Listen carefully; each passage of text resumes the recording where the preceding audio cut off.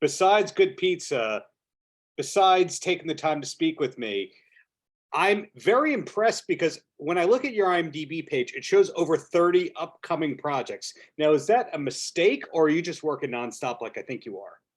No, I work a lot. But I would say about 40% of those are in development. But I got like 3 that I'm shooting by the beginning of June. Wow. Okay. And how Yep. many movies ago was Space Wars? Oh, I don't know. I forget when we shot it. It's just coming out now, so it must have been a little over a year ago, right? So maybe five or 6. But it's not like they're 4-month shooting schedules. I go on for 2 weeks here, 2 weeks there.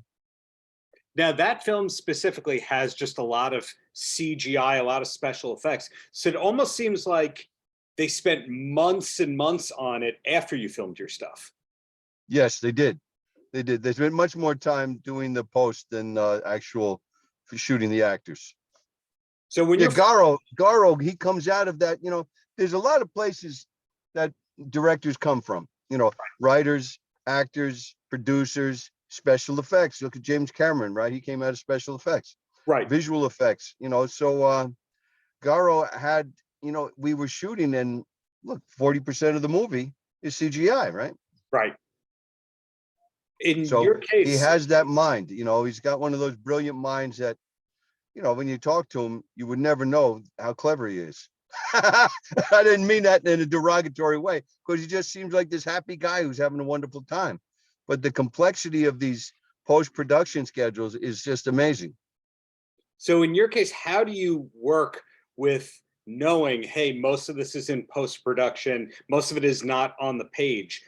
Now, you've done so many movies and so many projects, so it's not a question of your skills, but do you have a certain way of working in those kinds of projects? Well, a lot of people ask this question, and I always go back to, it's like doing theater. 70% of what is happening on that you see the actors reacting to on stage isn't there. And when you're looking into breaking that fourth wall, we have tape, we have different marks, we have eye lines that move around, and we have, it is a very technical gig, and if that's going to blow your ability to act, it might not come off so well. So that's the old adage of acting is reacting.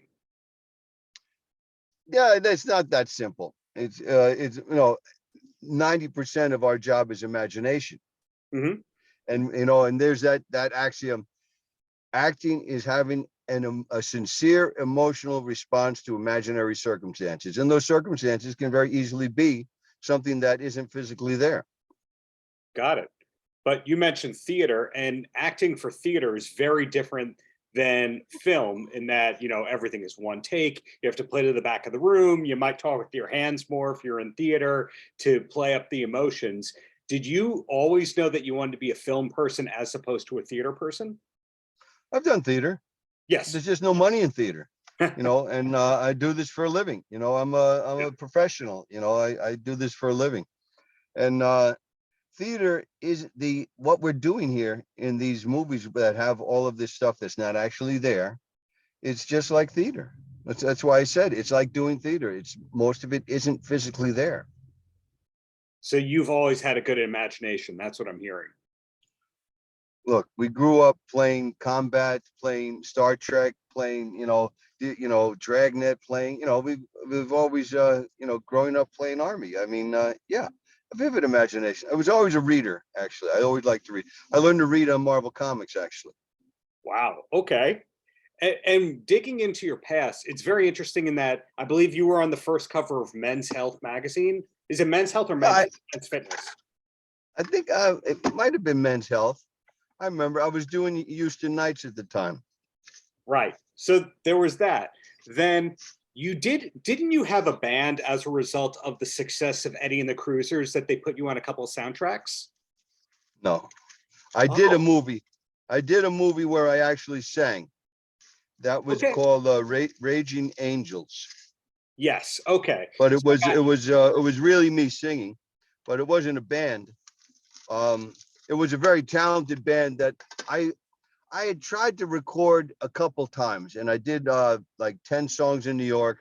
That didn't work out. There were a couple of wise guys who were really taking these guys for a ride. They got a big budget, and they took it all, and they really weren't that concerned. But I also recorded with these guys who used to be with David Bowie's band, you know, when he was Iggy Stardust, and Mike Garson? No, Mike. I can't remember his name now, but he's in Raging Angels with me. He's playing lead guitar. Michael, I forget what his name is, but we recorded that, and he's in the movie. And we recorded The Hunger. You know, we went into a studio and we took like, 2 weeks to record the tracks and everything. And I can't, he's dead now, Michael. I can't believe I can't remember his name, but come on, man, it's 30 years ago. But what I'm getting at is it's such a multifaceted career, not only just doing theater, TV, film, but the fitness aspect of what you do, the musical element of what you do. It sounds like over the years, you just had to pick up a bunch of different crafts in order to stay current in acting. It's funny. I was just talking to an actor on my way to the pizzeria about that I think part of the reason, who knows, it could just be, a wish, but I think part of the reason I keep working is because, I've had a full personal life also. I'm married for 31 years. I have a son who's turning 30 in July. I lived, in New York. I lived in LA. I lived in Europe. I lived in, on the beach in Ventura. I mean, but I've always had like a solid family. And yeah, I stay healthy because you have to keep your, this is your instrument, right? And if your chemistry is off, that impacts the way you process things and how you feel about things. And, if they don't hire an out of shape, toxic person, they hire the actor to play the part. And not every part is, hung over.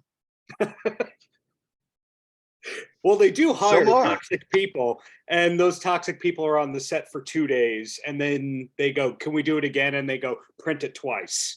There are those people still getting those jobs. I never heard that. I'm going to use that. I think that was the Sinatra line from when he did Ocean's 11. They asked for a second take, and he said, "Print it twice." But I heard that story, but the one I heard is that, no, you're not getting another take because it's not getting any better.